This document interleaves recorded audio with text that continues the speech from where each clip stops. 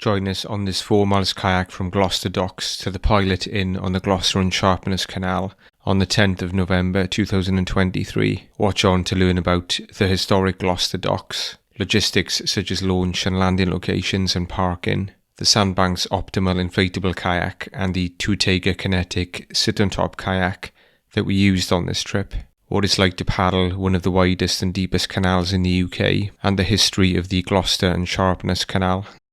This kayak on the Gloucester and Sharpness Canal was a 4-mile one-way route from Gloucester Docks to the Pilot Inn. We launched from Gloucester Docks at about 3:15 p.m, paddling through the suburbs of South Gloucester and past Gloucester Rowing Club. After paddling under the Sims and Raya swing bridges, we landed at the Pilot Inn in the failing light at just before 5 p.m. I'm at Gloucester Docks near to the National Waterways Museum. I'm just waiting for the guys who have gone down to leave Archie's van at the end of the route. That's the Mariners Church at Gloucester Docks. I think I better pop in to have our kayaks blessed before we get on the water. It's taken me about 10 minutes to inflate and set up the Sandbanks kayak that Sheldon and I are going to use, and Archie's going to use his Tootega Kinetic sit-on-top kayak. This is the kayak crew's first visit to Gloucester Docks and we're really impressed. They've kept the character of the original warehouses, but at the same time rejuvenated the area really well. I'm just panning around Gloucester Docks while I wait for the guys to turn up. Most of the warehouses seem to have been turned into hotels, pubs, restaurants and apartments. It's 3:15 p.m. and we're eventually ready to launch. We're only 2 hours behind schedule, which is pretty bad even by our standards. Sheldon's looking a bit nervous. I've just told him that this canal is about 18 foot deep. We're just passing the back of the Wetherspoons at Gloucester Docks over there. We popped in there earlier for a quick beer before our paddle. Gloucester Docks were built in the early 1800s to accommodate the growing trade of the city. The docks include 15 Victorian warehouses that are now listed buildings. The Gloucester and Sharpness Canal is super wide because it was built as a ship canal. It's definitely wider than other canals we've paddled. Gloucester Docks are located at the northern junction of the River Severn with the Gloucester and Sharpness Canal. Archie's wrapped up warm and snug on his Tootega Kinetic Hydrolite kayak. It's about 3:30 and it's already getting a bit chilly.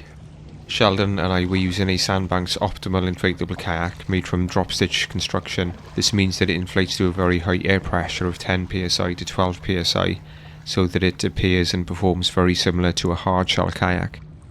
Even though the temperatures are starting to drop already, it's surprising how warm paddling keeps you. Archie's got the Hydrolite version of the Tootega Kinetic 100. It's about 18 kilograms, which is quite light for a hard shell kayak. Archie was struggling to keep up with us in our Sandbanks style tandem kayak. The Sandbanks Optimal certainly glides through the water well due to the high pressure hull, and as I've noticed before, 2 paddlers in a tandem kayak will usually be faster than a solo paddler on their own. Our original plan this weekend was to paddle the nearby Severn River, but because it was a bit swollen after a lot of rain, we decided to do the canal instead. We intermittently pulled ahead of poor Archie, who was struggling to keep up. I guess the 2 paddles push you through the water a lot faster than 1 paddle. Archie's Tootega Kinetic kayak has got an adjustable skeg, which is really handy if you're on rivers with shallow sections. You can raise the skeg up. The Tootega Kinetic 100 kayak has 2 storage hatches for storing items in, and you can also store items in the storage area at the stern of the kayak by tethering them down using the built-in bungee straps. We came upon one of a number of swing bridges that we will pass under on the canal. While a couple of them were quite low, you would have no problem on a kayak fitting under them without having to duck down. Braining yourself on a swing bridge would never be a good way to end a kayak. There's a nice leisure boat moored up on the left over there called the Edward Elgar. It looks like Archie is going to try and board it. At about 4 p.m, we came to a basin in the canal and passed a Costa Coffee and McDonald's on the left. We doubted if they catered for kayaks with their drive-through service, so we pressed on. I think this was the first time I've seen Sheldon pass in a McDonald's without going in for a burger.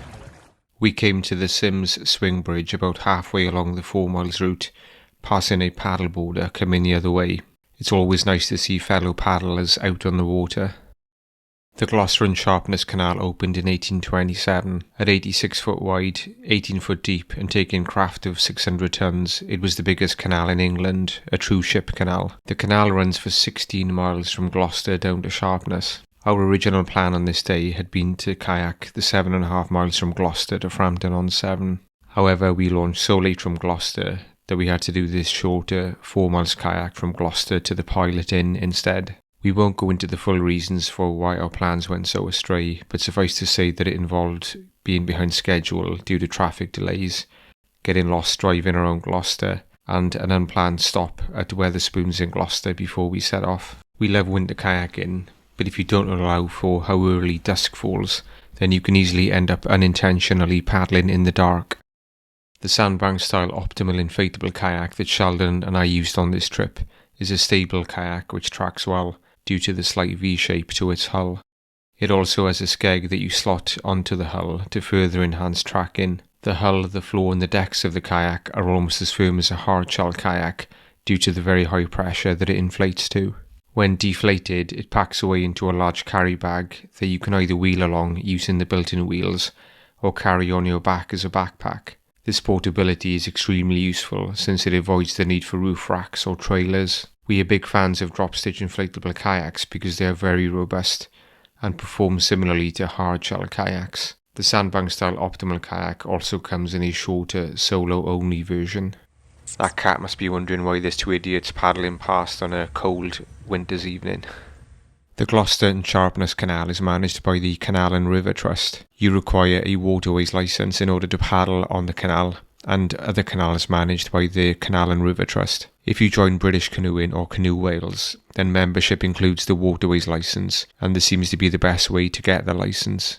The waterways licence gives you access to over 5,000 miles of inland waterways. It also gives you access to waterways managed by the Environment Agency and the Broads Authority. All of the navigable sections of the Gloucester and Sharpness Canal are usually open, but some sections can at any time be closed due to maintenance work or other issues. The Canal and River Trust, who manage the canal, publish notice of any such stoppages on their website, which is linked below this video. You need to search for any stoppages on the canal for the date that you intend to go paddling on it before you go, just to make sure that the section of the canal in question is not closed. This is good practice on any canal that you intend to paddle. As we paddle past the suburb of Quedgley, we pass someone coming fast in the opposite direction in a canoe who clearly had a far better paddling action than us amateurs. At the Pilot Inn at Hardwicke, we had left a vehicle parked on the side of the road on the west side of the canal. The alternative may be to park in the car park of the Pilot Inn on the east side of the canal, but you need to check with the Pilot Inn beforehand and make sure that they were okay with this.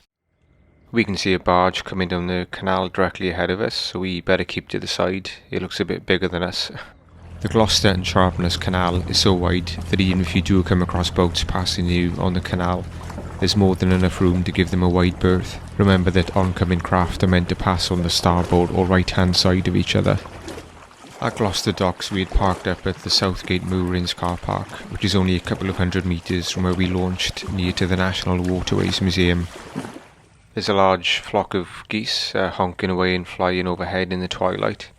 We're only a few miles away from the Severn estuary, and the canal runs parallel to the estuary for much of its course. There are only 2 locks at either end of the canal, so you haven't got the hassle of having to portage around locks on this canal. That boat is called the Amy Bovard. I love all the names that they give these canal boats. As it approached 5 PM, it seemed to become darker by the minute, and we started to wonder if we'd get to the Pilot Inn before dark. We could have done with some headlights and our kayaks to see where we were going by now. The end is in sight. Archie's just spotted the Pilot Inn and suddenly increased his rate of paddling. If you enjoyed this video, then please give us a thumbs up and consider clicking on the left below to subscribe to our channel to get updates of our trip reports, product reviews and our kayaking guides. Check out our website, which is linked below this video. Happy paddling from the kayak crew.